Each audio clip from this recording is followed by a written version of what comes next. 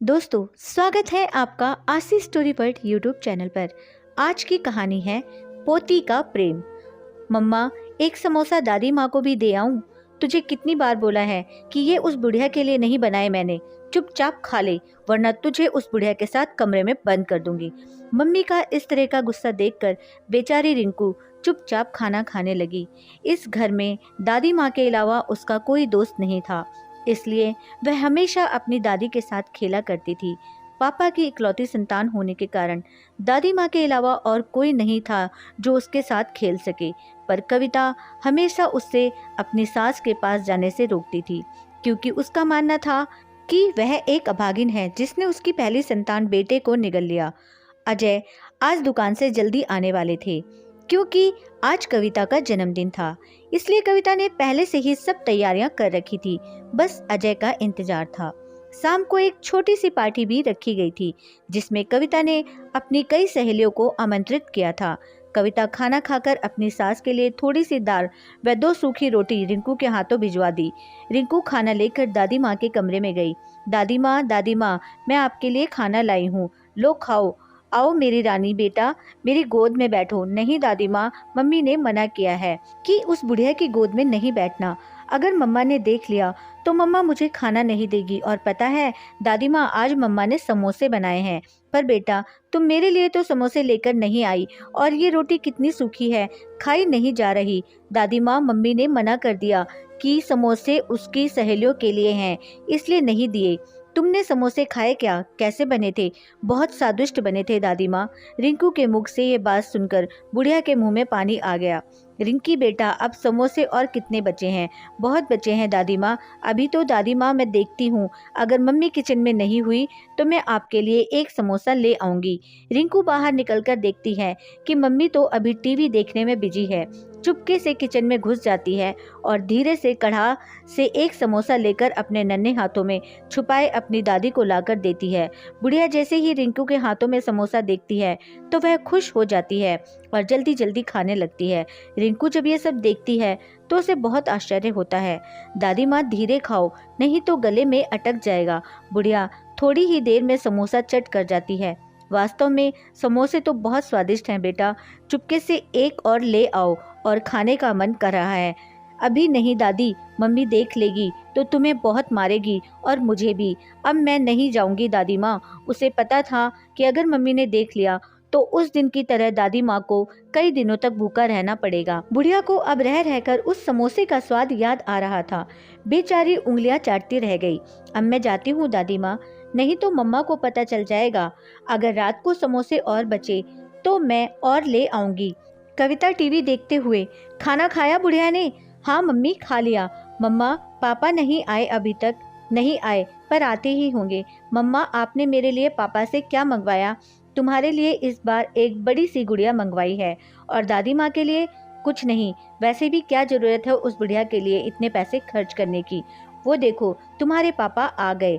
पापा आ गए, पापा आ गए। अजय ने रिंकू को गोद में उठाते हुए, पता है हम तुम्हारे लिए क्या लेकर आए हैं? गुड़िया, ये देखो, बिल्कुल तुम्हारे जैसी सुंदर व तुम्हारे जितनी बड़ी। लाओ, मैं इसे दादी माँ को दिखाकर आती हूँ। दादी माँ, ये देखो पापा हमारे लिए गुड़िया लेकर आए हैं। देखो कितनी सुंदर है। हाँ, ये तो वाकई में बहुत सुंदर है, बिल्कुल तुम्हारी तरह है। ये लो कविता, तुमने जो मंगवाया था सब है। देख लो, कहीं कोई सामान छूट तो नहीं गया। और इसमें 2 साड़ी हैं, एक तुम्हारे लिए व एक माँ के लिए। अजय, माँ को क्या जरूरत है साड़ी की? उनके पास तो पहले से ही बहुत है, इसलिए फालतू की वस्तुओं में पैसे बर्बाद मत करो।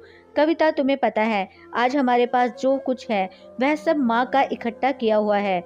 पर हमारे भी एक लड़की है और हमें भी अपने भविष्य के लिए धन की आवश्यकता है। अगर हम यूं पैसे खर्च करेंगे तो कल को हमारे पास कुछ भी नहीं रह जाएगा। और वैसे भी उस बुढ़िया को तो कहीं जाना नहीं, पूरे दिन घर में ही रहना है। कविता, तुम्हें पता है तुम क्या बोल रही हो? वो मेरी माँ है, और अगर मानो तो तुम्हारी भी। वो मेरी माँ नहीं हो सकती। वह अभागिन मेरे बेटे को निगल गई। खबरदार कविता, अगर और एक अपशब्द मेरी माँ के विषय में बोला तो मुझसे बुरा कोई नहीं होगा। मेरा भी फैसला सुन लो अजय, तुम आज से इस घर में या तो वो बुढ़िया रहेगी या मैं। तुम जा सकती हो, मैं तुम्हारे लिए अपनी माँ को नहीं खो सकता। मैं भी नहीं रहना चाहती इस घर में अब। और रिंकू चलते हैं, हम कभी वापस नहीं आएंगे अब इस घर में। नहीं मम्मा, मुझे नहीं जाना आपके साथ, मुझे दादी माँ के पास ही रहना है। तू भी उस बुढ़िया के साथ रहकर उसकी भाषा बोलने लगी है तो ठीक है, जब शाम को मेरी याद आएगी तब देखना। मम्मा आप मत जाओ प्लीज, मैं किसके साथ सोऊंगी? फिर अपने पापा के पास सोना, मैं जा रही हूँ अब।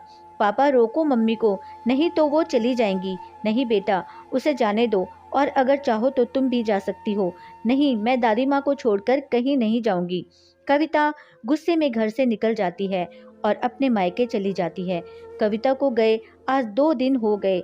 दादी माँ को जब ये पता चला तो उन्होंने 2 दिन से खाना पीना छोड़ दिया। कविता हमेशा उसे भला बुरा कहती, यहाँ तक कि खाना भी ढंग से नहीं देती। फिर भी उसकी सास उसकी इतनी ज़्यादा फिक्र किया करती थी।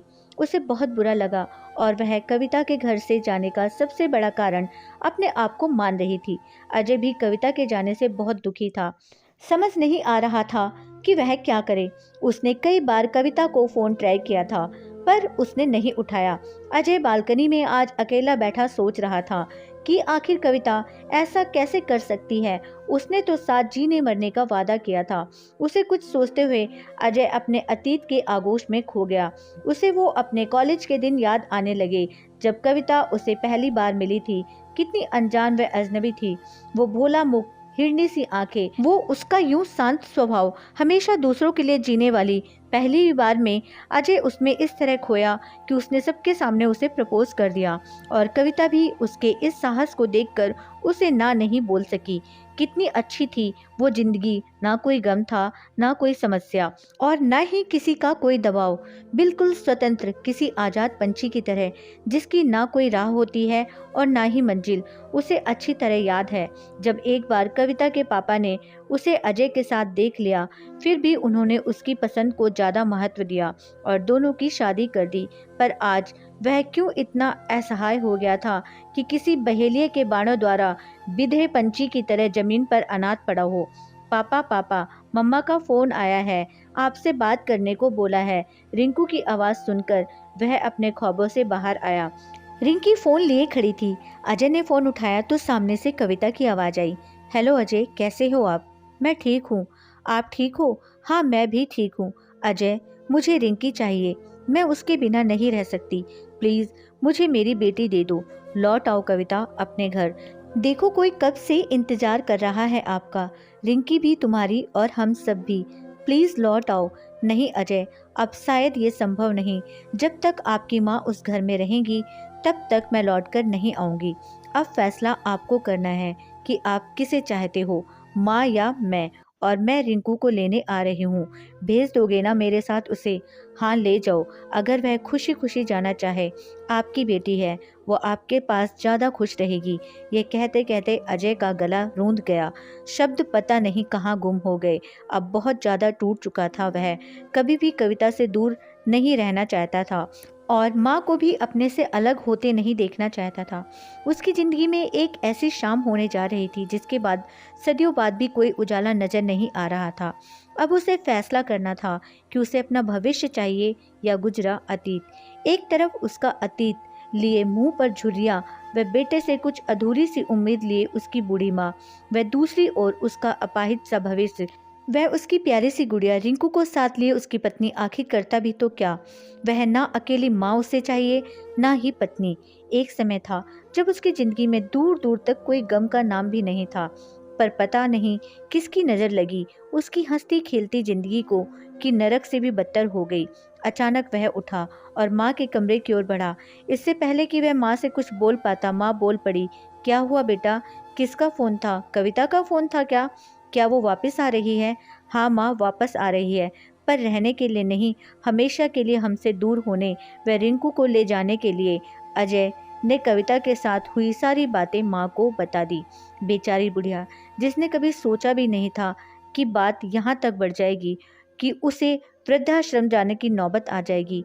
अजय की बात सुनकर बेचारी कुछ देर खामोश हो गई। अंत में फैसला किया कि वह वृद्धाश्रम चली जाएगी, पर कभी भी अजय व कविता को अलग नहीं होने देगी। माँ के मुंह से ऐसी बात सुनकर अजय हक्का बक्का रह गया। ये क्या कह रही हो माँ? तुम अपना स्वयं का घर छोड़कर वृद्धा आश्रम में जाओगे और एक अनाथ की जिंदगी जियोगे, ये कभी नहीं होने दूंगा। क्या आप कविता के लिए अपना घर छोड़कर जाओगे? अच्छा होता अगर मैंने आपके खिलाफ जाकर कविता से शादी ना की होती, तो शायद आज ये नौबत ही ना आती। नहीं बेटा, ऐसी बात नहीं। कविता तुम्हारी धर्म पत्नी है, आपको उसके बारे में ऐसा नहीं बोलना चाहिए। और रही बात मेरी, तो मेरे पास तो अब बहुत कम समय बचा है जो वृद्धाश्रम में गुजार लूंगी, पर अभी आपकी पूरी जिंदगी शेष है। मेरे जाने के बाद कविता ही एकमात्र सहारा होगी आपका। और वैसे भी मैं कौन सी दुनिया छोड़कर जा रही हूँ। जब कभी याद आए मेरी तो मिलने चले आना, वहाँ पर हर सुविधा भी होगी, नर्स, डॉक्टर, आपको भी कोई परेशानी नहीं होगी और ना ही कविता को। माँ के बहुत ज़्यादा समझाने पर अजय मान गया और माँ को वृद्धा आश्रम छोड़ने के लिए तैयार हो गया। दूसरे दिन माँ का सारा सामान पैक कर अजय माँ को ना चाहते हुए भी उनकी जिद के कारण वृद्धा आश्रम छोड़ आया।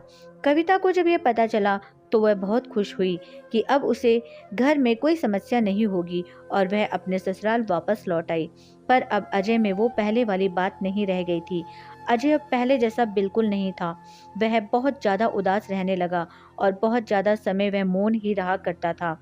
कविता जिस खुशी की लालसा में यहाँ आई थी, वह उसे अब यहाँ बिल्कुल नजर नहीं आ रही थी। अजय हमेशा सुबह माँ से मिलने आया करता था। वह जब भी उस वृद्धाश्रम से गुजरता था, माँ से मिलकर ही जाता। वृद्धा आश्रम आने के बाद अजय की माँ अचानक बीमार रहने लगी। डॉक्टर, नर्स सब बहुत परेशान हो गए, लेकिन अजय की माँ के कहने पर किसी ने भी अजय से इस बारे में बात नहीं की, क्योंकि अजय की माँ चाहती थी कि वह हमेशा खुश रहे। जब कई दिनों बाद भी तबीयत में सुधार नहीं हुआ तो डॉक्टरों ने उन्हें एक बड़े हॉस्पिटल में चेकअप के लिए भेजा। जब रिपोर्ट आई तो पता चला कि उन्हें कैंसर है। ये बीमारी लगभग 2 वर्ष पहले से है। जब भी माँ से मिलने आता तो कविता को बहुत बुरा लगता। वह हमेशा उन्हें वहाँ जाने से रोका करती। वह कभी कभी रिंकू को भी साथ ले जाया करता, जिससे कविता और ज़्यादा बिगड़ जाती। अब अजय भी काम के दबाव के कारण कई दिनों के बाद ही वहाँ जाया करता, पर उसे यह पता नहीं था कि उन्हें कैंसर है। अब उनकी तबीयत और बिगड़ने लगी।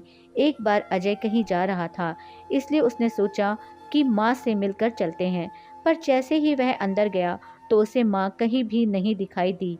जब आसपास पूछा तो पता चला कि उनकी तबीयत खराब है और वह अस्पताल में भर्ती हैं।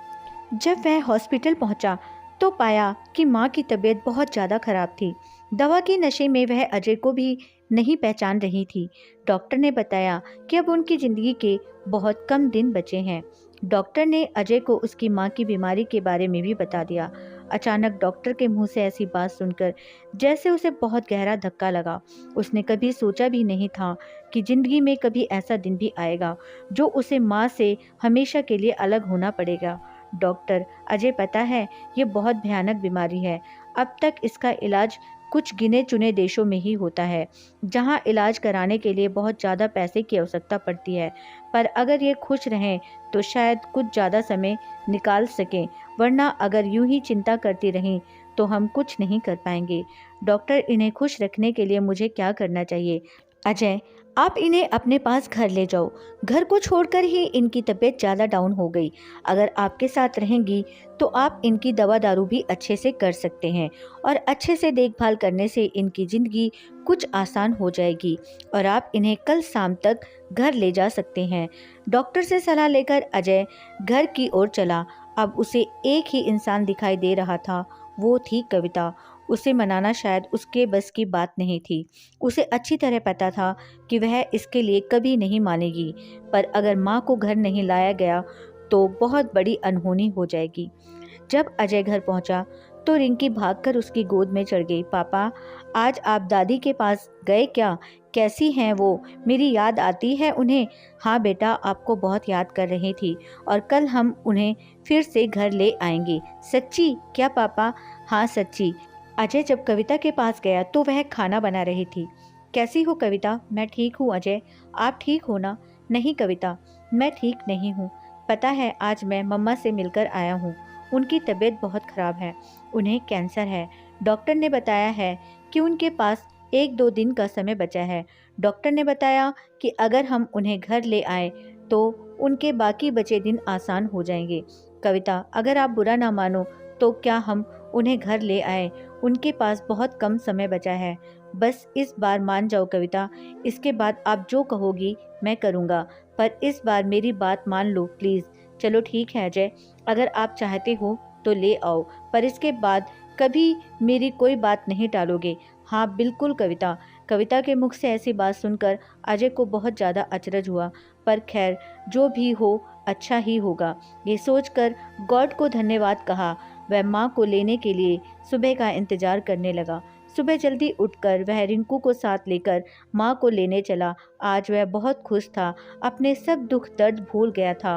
वह तो ये भी भूल गया था कि जल्द ही उसकी माँ उसे हमेशा के लिए छोड़कर अलविदा कह जाएगी। रिंकू को साथ लिए वह उस हॉस्पिटल पहुंचा, पर जैसे ही वह माँ के कमरे की तरफ बढ़ा उसके होश उड़ गए। आंखों के सामने अंधेरा सा छा गया और आंखों में आंसुओं का समुंदर उमड़ आया था।